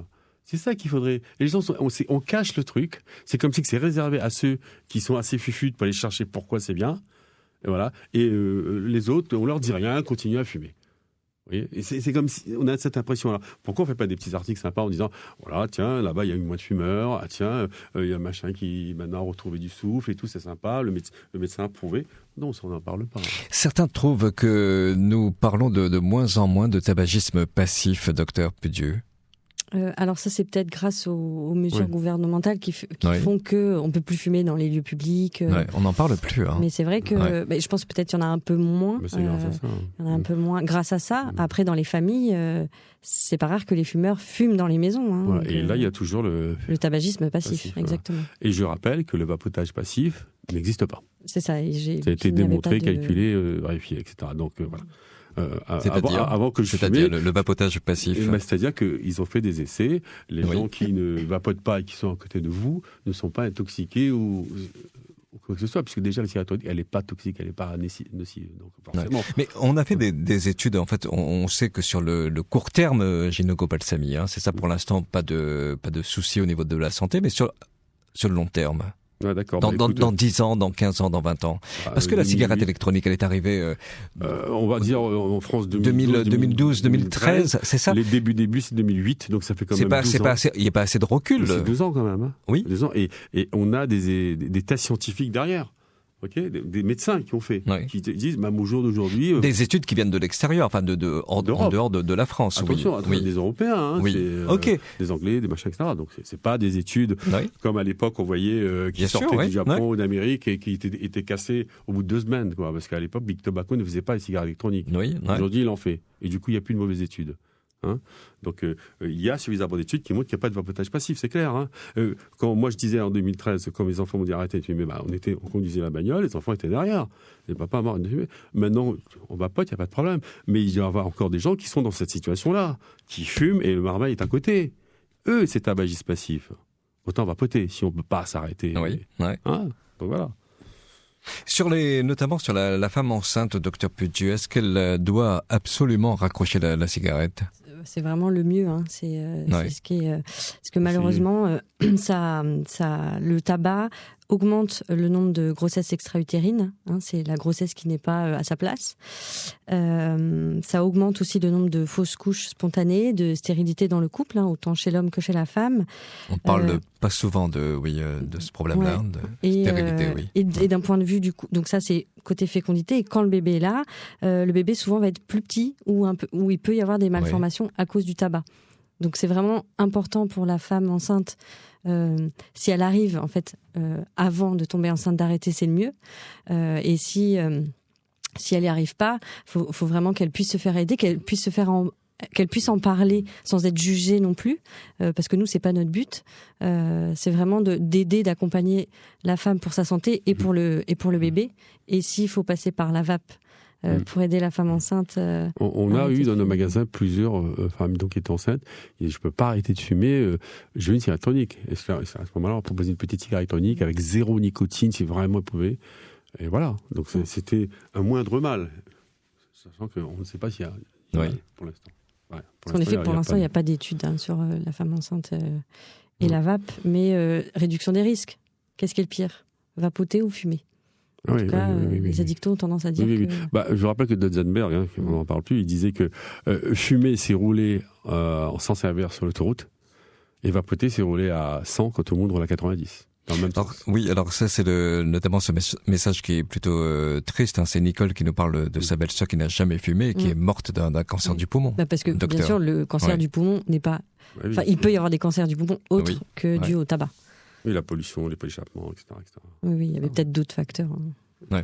Alors, ça va être beaucoup plus simple pour un jeune, pour dialoguer avec lui, pour par exemple lui dire que on va mettre en place un plan pour arrêter de fumer. Ça sera plus simple. Il sera beaucoup plus réceptif que par rapport à un adulte qui a fumé pendant 20 ans, 25 ans. Avec un jeune de 18 ans, 19 ans, 20 ans qui... Non. Je saurais pas dire ça. Moi, de mon côté, ce que je peux dire, c'est que la clientèle qui est très jeune comme ça ne s'intéresse pas à la vape. C'est rare. C'est rare. Mais pour arrêter de fumer. C'est rare que les jeunes ils viennent les voir spontanément pour arrêter de fumer. Il faut aller les chercher. Ils sont trop jeunes pour y penser. Pour eux, ils sont immortels. Pour eux, il n'y a pas de problème. On est dans le fun. Qu'est-ce que tu veux, un mec de 18 ans, il va venir te voir. Non, mais non. Après, quand il commence à avoir femme, enfant, il commence à prendre conscience qu'effectivement, ça peut... Là, c'est ce type de client que nous, on voit. Tu vois, mais des fois, il y en a qui vapotent, mais les jeunes, c'est juste pour un petit peu faire genre, quoi. Mais c'est pas la grosse quantité pas la grosse masse de clients. Et puis on nous dit, c'est comme pour l'alcool, c'est à consommer avec modération. Le mieux, c'est pas du tout. La cigarette, pas la vape. Ouais. Mais vous êtes persuadé vraiment que ça va permettre aux gens d'arrêter de fumer? Claude, je vous parle de mon vécu déjà, moi, et de tous les gens qui sont autour de moi. Hein. Il y a des gens qui m'ont dit j'ai arrêté grâce à la vape. Moi, j'ai quelqu'un que j'ai rencontré, il me dit tu vas plus? Je me dis non, grâce à la vape, j'ai arrêté de fumer, machin. Maintenant, je vais à Maurice tous les 2 mois, avec mon épouse, etc. Et est-ce que vous connaissez des gens qui avant fumaient la cigarette, qui est passé à la cigarette électronique, et puis du coup aujourd'hui ne fument plus du tout? Beaucoup de gens. Ouais. Beaucoup de gens. Ça, c'est pas bon pour le commerce, ça. C'est pas grave. C'est pas grave parce que on sera récompensé quelque part. Oui. Bien sûr. Parce que notre façon de faire on peut arrêter, oui. Oui, complètement. Après la cigarette, la cigarette électronique. Il y en a beaucoup qui arrêtent comme ça et qui pourtant à la base n'avaient pas forcément l'envie d'arrêter. Ils voulaient juste fumer autrement. Et ils se sont rendus compte, finalement, je peux m'en passer. Il y a des gens qui vapent, qui disent que, contrairement à la cigarette, il fallait en fumer une tous les 10 minutes, ils peuvent tirer une bouffée là, et puis 2 heures après une bouffée.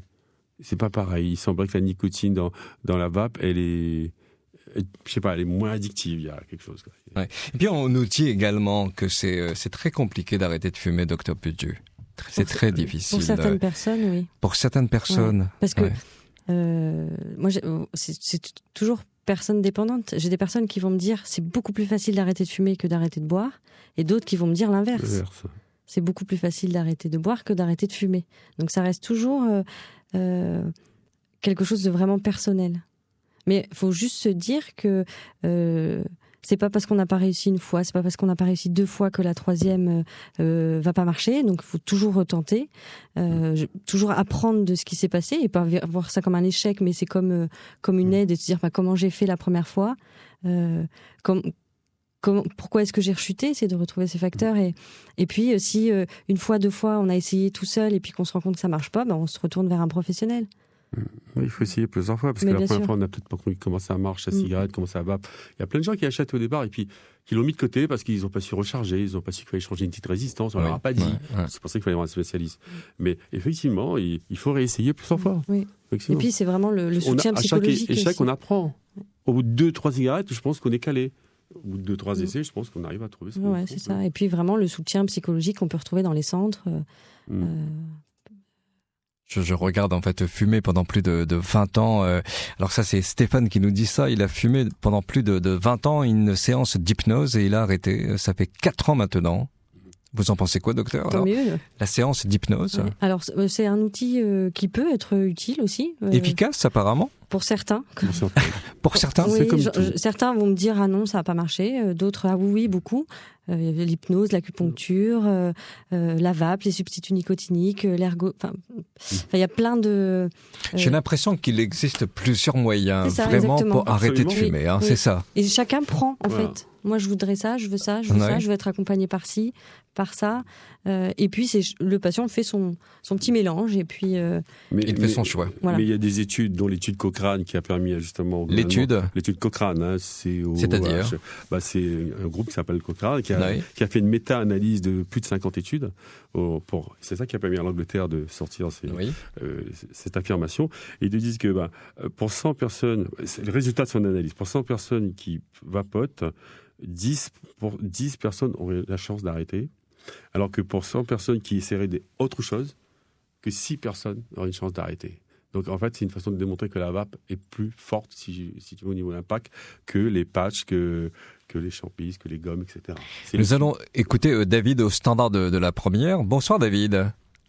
Oui, bonsoir. Bonsoir, allez-y, c'est à vous. J'entendais un de vos invités dire que c'était vraiment une démarche personnelle que d'arrêter de fumer. Oui. Bon, moi je voudrais confirmer par rapport à moi-même. J'ai fumé pendant une quinzaine d'années, plus de 2 paquets par jour. Et au bout de 15 ans, j'ai pu m'arrêter. Après quelques tentatives non fructueuses. Et depuis, je ne fume plus. Alors, petit bémol, lorsque je suis avec des amis ou dans une soirée, si on me propose une cigarette, je la fume, mais le lendemain, c'est fini. Ah, d'accord. Ok, dans une soirée, on vous propose une cigarette, vous la prenez? Je la prends, je la fume, mais le lendemain, je n'irai pas acheter un paquet. Attention. J'arrête de fumer. Je ne fume plus. Attention. J'aimerais avoir la réaction de Dr Pudu. Alors oui, vous en pensez quoi? Bon, déjà félicitations d'avoir. Oui, bien sûr. Alors là, je dis bravo. Mais alors parfait. Le fait de reprendre. Mais il y en a beaucoup qui font ça. Donc c'est vrai que bon, j'exagère beaucoup, mais il y en a quand même. Et c'est vrai que tant mieux si le lendemain on n'y arrive pas. Mais si un jour il y a plusieurs soirées qui s'accumulent, ça veut dire que tous les soirs il y aura une cigarette en plus. Et donc c'est vrai que pourquoi pas dans ce genre de moment d'avoir une vape avec soi. Voilà, exactement. C'est, comme je disais tout à l'heure, beaucoup de gens achètent une vape pour ça. David? Moi, je n'ai jamais eu ce besoin d'acheter une vape. Parce que vous vous dites que, allez, dans une soirée, je vais fumer une cigarette et demain je suis capable d'arrêter, c'est ça? Et je l'ai toujours fait. Et ça fait une quinzaine d'années à nouveau, après que j'ai arrêté. Moi, je connais des gens qui disaient « je fume pas du tout ». Je fume qu'au mois de décembre et j'arrête en janvier. Il a fait ça plusieurs années et un jour, il a continué de fumer tout le temps. Attention, tu te touches à la drogue, à un moment donné, ça peut te scotcher. Faire attention.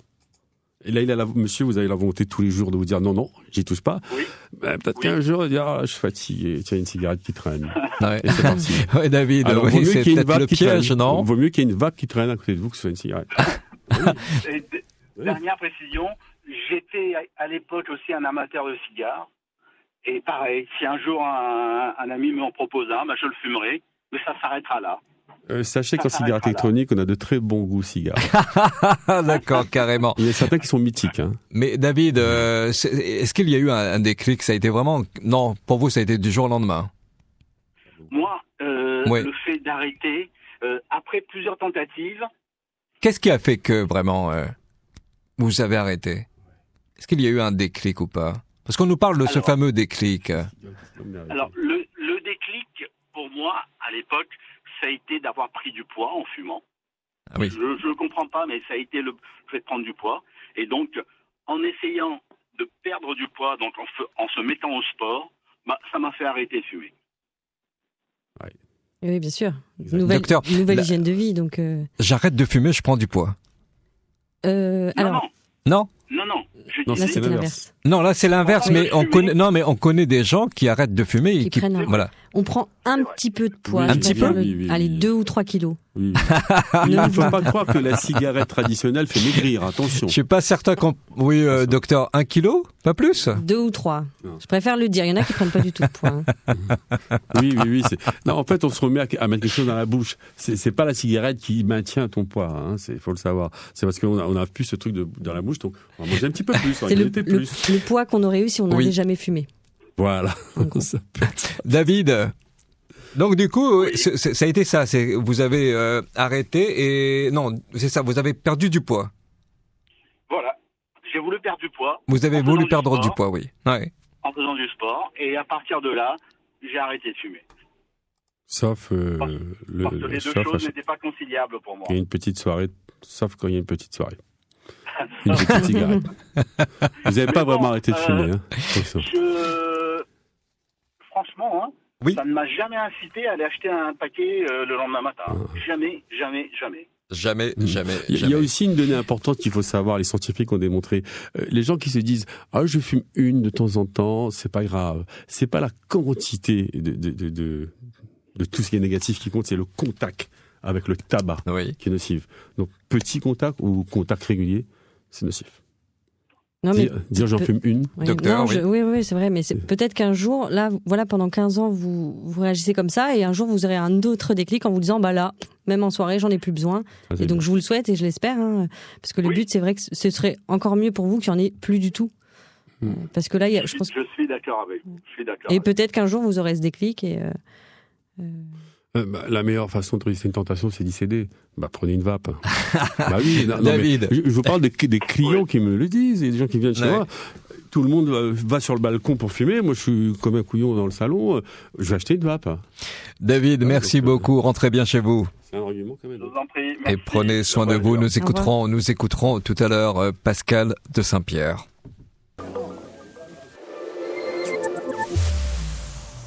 – 17h-19h, on s'explique. Vos appels au 02 62 99 2000. Vos SMS au 06 92 70 2000. Pascal de Saint-Pierre, bonsoir. Oui, bonsoir Réunion Première, bonsoir aux gens. Merci d'être avec nous, Pascal. Je vous en prie, merci de faire une émission sur l'arrêt de la cigarette. Allez-y, oui. Ouais, donc moi, mon témoignage, c'était parce que j'étais un grand fumeur pendant 20 ans et j'ai arrêté du jour au lendemain. Et ce que je voulais dire à ceux qui essayent d'arrêter et qui voudraient arrêter, il faudrait qu'ils prennent la notion de liberté que ça apporte. Parce que tous les fumeurs vous expliqueront que la première cigarette, c'est celle du matin. Et quand j'ai réalisé que le soir, quand je sortais et que j'avais plus de cigarettes, que je faisais tous les bars ou tous les restaurants ouverts pour trouver mon paquet de cigarettes, pour que j'ai la cigarette le lendemain matin en me réveillant, c'est là où je me suis dit, j'ai pris conscience que j'étais complètement dépendant.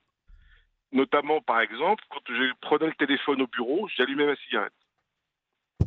C'était devenu un réflexe pavlovien. Et le fait d'arrêter de fumer, je me suis aperçu que j'avais cette liberté-là de ne plus dépendre de ce réflexe. Est-ce que je me fais comprendre ? Oui, docteur. Ah oui, bien sûr. Non, mais c'est vrai. Et, la notion de liberté. Oui, d'addiction. On va vers le produit, on a très envie et on va tout faire pour le trouver. Et donc, de casser ça, c'est de retrouver une liberté, de pouvoir se lever à pas d'heure, d'être un dimanche tranquille et de pas stresser parce qu'il n'y a plus de cigarettes et qu'il faut en trouver. Exactement. Non, c'est vraiment un beau témoignage. Ouais. Ça apporte une qualité de vie. Ouais. Et bon, alors après, bien sûr, il y a les paramètres du budget. Le paramètre, pardon ? Du budget. Oui, le budget, oui. Maintenant, quand je vois combien coûte, parce que moi, ça fait 10 ans que j'ai arrêté. Moi, à l'époque, mon premier paquet coûtait 2,80 francs. Je ne sais pas si vous voyez. 2,80 francs ? Ouais. Ah oui. À l'époque. Donc, vous voyez combien ça coûtait, quoi, un paquet de Marlboro. Et maintenant, ça coûte à peu près 9,80 €. Donc, c'est quand même beaucoup plus cher. Mais il y avait cette notion de budget. Et puis, il y a aussi, moi, je suis d'une génération qui a vu arriver des mesures restrictives. Qu'on n'avait plus le droit de fumer dans les restaurants, dans les boîtes de nuit, dans les bars. C'est ça, oui. Qu'on n'avait plus le droit de fumer dans les entreprises. Et du coup, il y a eu un phénomène qui s'est suivi qui est suivi dans les familles. Quand on était invité à dîner chez des amis, de moins en moins, il y avait de fumeurs à table. Et le fait de fumer, en fait, qui était avant un moment de convivialité, parce que quand on échangeait une cigarette avec un fumeur, c'était un moment de convivialité, les fumeurs étaient un peu exclus de la convivialité de la soirée. J'ai l'impression que même aujourd'hui, enfin à un moment donné, le fumeur passait pour un pestiféré. Hein. Maintenant, il passe pour un... Maintenant, effectivement, moi j'appelle ça la bobocitude, fait que le fumeur est un pestiféré, le fumeur n'est pas branché, quoi. Alors parce qu'à l'époque, oui, le fait d'avoir une cigarette à la main, c'est ça, c'était... Oui, non, c'était le sou du cow-boy de Marlboro. Oui, malheureusement, ce n'est plus le cas. Hein. Voilà, maintenant, vous n'avez plus de... Alors si on n'arrive pas à comprendre ça, c'est que... C'est que vraiment, on est vraiment drogué presque, Pascal. On est complètement addict. Addict, hein. D'addict. Mais ce que je veux dire surtout aux gens, après j'ai retrouvé le coup. Bon, bien sûr, j'ai pris du poids. Mais c'est surtout cette liberté de plus me dire merde, j'ai plus de clopes. Très bien, oui. Au moins, je dormais tranquille. Maintenant, je dors tranquille. J'ai pas besoin de savoir si j'ai des clopes pour le lendemain. Ouais. Pascal, ne vous éloignez pas de votre téléphone, s'il vous plaît. On a du mal. Oui, d'accord. Okay. Voilà, s'il vous plaît. Donc, vous disiez ? Je disais que c'était, moi, mon témoignage que je voudrais apporter, c'est cette liberté face à l'addiction. Oui, très bien. C'est faire comprendre aux fumeurs. Voilà. La notion de liberté. Merci, Pascal. Je vous en prie, bonne émission. Merci à vous, Élodie Ayer, avec les derniers commentaires. Et oui, j'ai pu recueillir quelques avis sur le vapotage. C'est vrai qu'on n'en avait pas eu depuis le début de l'émission, hein, monsieur Gino. Oui. Anaël nous dit, moi, pense à où? Bientôt 6 ans de vapotage pour moi, et j'ai évidemment envie d'arrêter, mais c'est un formidable outil pour stopper le tabac. On retrouve son souffle, les odeurs, les saveurs, une bonne forme générale, et vive les économies. Pour Laetitia, on a beau dire, on n'a pas assez de recul, mais la cigarette électronique est quand même très addictive. J'ai commencé en 2010 avec des arrêts par-ci, par-là, mais je compte arrêter définitivement. L'utiliser quelques mois dans le cadre d'un arrêt de la clope, ok, mais il faut pas que ça devienne un substitut à temps plein. Après, on nous parle des bons côtés du vapotage. L'odeur n'accroche pas, ni sur les vêtements, ni sur la peau. On n'accommode personne et pour elle, c'est parfait. Évidemment que le mieux serait de tout arrêter, mais 5% de risque contre 100% avec la clope, c'est tout vu. Antoine pense que vapoter, c'est toujours moins dangereux qu'une clope, et grâce à cette alternative, il a pu diminuer sa consommation de tabac. Il rajoute par contre, quand tu vapes, on dirait tu fumes de l'eau, Claude. Je sais pas, j'ai jamais vapoté. Il y a aussi, non mais c'est vrai, Maddy, qui nous a laissé un témoignage. Donc elle a 58 ans, elle fumait depuis l'âge de 15 ans, 16 ans, et jusqu'à ses 50 ans, c'est là qu'elle a décidé d'arrêter de fumer pour la naissance de sa petite fille. Donc elle allait devenir mamie, et elle s'est dit que si elle continuait à fumer, peut-être que sa petite fille ne l'aimerait pas et aimerait plus l'autre mamie qui ne fume pas par rapport à l'odeur, etc. Donc ça a été motivant pour elle, et elle a arrêté de fumer grâce à l'hypnose. Elle nous dit que c'est une méthode qui fonctionne si on suit bien le protocole, mais il faut être fort. Et il faut surtout que ton entourage te supporte, parce qu'il y a des moments qui ne sont pas évidents.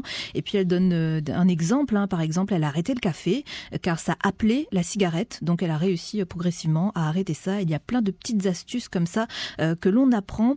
Je finis par une réaction de Serge. Pour dissuader, Claude, on fait payer plus cher ce qui intoxique, mais il se demande pourquoi les légumes bio sont plus chers que ceux élevés au Monsanto. Mais ça, c'est un autre débat, Claude.